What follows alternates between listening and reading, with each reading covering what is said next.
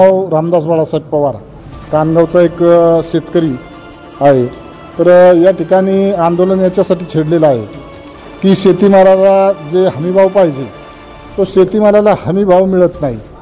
दिवसांदिवस शेतकऱ्याचं आर्थिक गणित आहे ते अत्यंत कोलमडत चाललेलं आहे। या ठिकाणी मला आवर्जून सांगावं, कांदा पिकवायला 20 रुपये किलोचा खर्च आहे आणि आज कांदा बाजारामध्ये 5 रुपये किलोने कांदा चाललाय। मग शेतकरी जगेल कसा हा खरा प्रश्न आहे।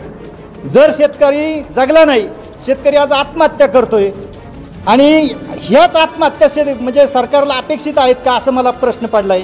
जिथं नेपाळसारखी परिस्थिती व्हायला वेळ लागणार नाही, सरकारने त्वरित कांद्याचा भाव हा पटकन पूर्ववत करावा आणि विशेष करून कांद्याची निर्यात खुली करावा किंवा ज्यांचे कांदे सडलेत, आज वखारीमध्ये कांदा सडलाय त्याचे पंचनामे सुरू करून त्यांना दिलासा द्यावा, अशा प्रकारची मी सरकारला या ठिकाणी विनंती करतो। दादा बाबूराव गवळी, मुक्काम पोस्ट कानगाव तालुक्यात जाऊन शेतकरी कृती समितीने हा मोर्चा आयोजित केलेला आहे।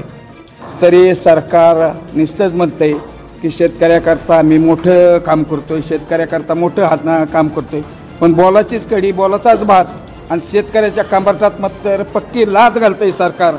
ते त्या कांद्याकरता, दुधाकरता, ऊसाकरता सतत शेतकऱ्याला सोयाबीन असेल, कापूस असेल आणि शेतकऱ्याचे जे माल आहेत त्या जे मार्गदर्शन आहे ते ऐकून शेतकऱ्याला ह्या वाईट परिस्थितीतून बाहेर काढा हे देवाभाऊला त्यांनी सांगितलेली आहे, विनंती केलेली आहे।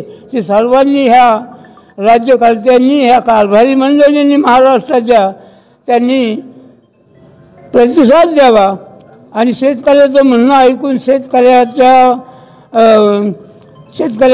म्हणणं ऐकावा, त्यांना या वाईट परिस्थितीतून बाहेर काढावा अशी मी या सरकारला, या मंत्रिमंडळाला हात जोडून विनंती करतो।